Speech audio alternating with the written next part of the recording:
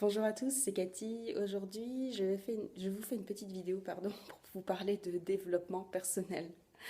Alors, c'est un mot que j'aurais pas forcément utilisé il y a quelques mois de ça, et aujourd'hui, je suis en plein dedans. Ça fait plusieurs mois en fait que j'apprends à me connaître, que j'apprends à changer les choses dans ma vie. Euh, alors, j'ai toujours fait un petit peu ça, mais là, il y a quelques mois, j'ai vraiment décidé de changer les choses. Suite à un burn-out maternel, j'ai pris conscience que je devais changer des choses dans ma vie pour ne pas retomber dans ce type d'épuisement, pour ne pas reproduire les mêmes erreurs. Euh, voilà, tout ça pour vous dire que, en fait, ce week-end, j'ai revu ma grand-mère. J'ai une grand-mère qui a 94 ans là bientôt, qui vieillit, et je me suis fait la réflexion, mais quel bilan elle ferait de sa vie aujourd'hui? Et du coup, je me suis projetée, je me suis dit, mais et moi, à son âge, comment je serais? Je vois régulièrement des personnes qui vont mal, qui sont pas bien dans leur basket, mais qui pour autant n'essayent pas forcément de se remettre en question.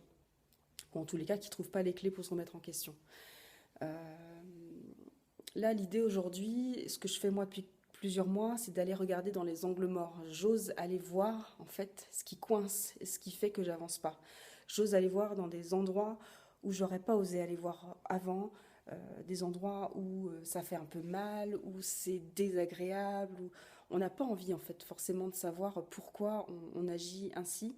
Et c'est parfois plus facile et plus bénéfique de rester dans sa situation, dans une vie pas forcément agréable, plutôt que d'avancer et d'avoir une vie plus agréable.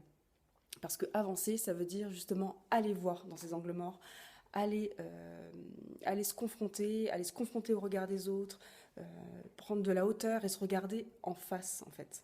Et se regarder en face, bah, ça peut être vécu assez difficilement, ça peut faire peur. On peut avoir l'impression que le monde va s'effondrer, on peut avoir l'impression que nos émotions vont complètement déborder, on va se mettre à pleurer ou on se mettre en colère. Enfin, on peut imaginer un tas de choses qui peuvent nous arriver quand on décide finalement de changer des choses dans sa vie. Le travail que je propose aujourd'hui aux personnes que j'accompagne, c'est justement d'aller voir dans les angles morts. Aujourd'hui, j'ai un accompagnement qui s'appelle Gestion des émotions.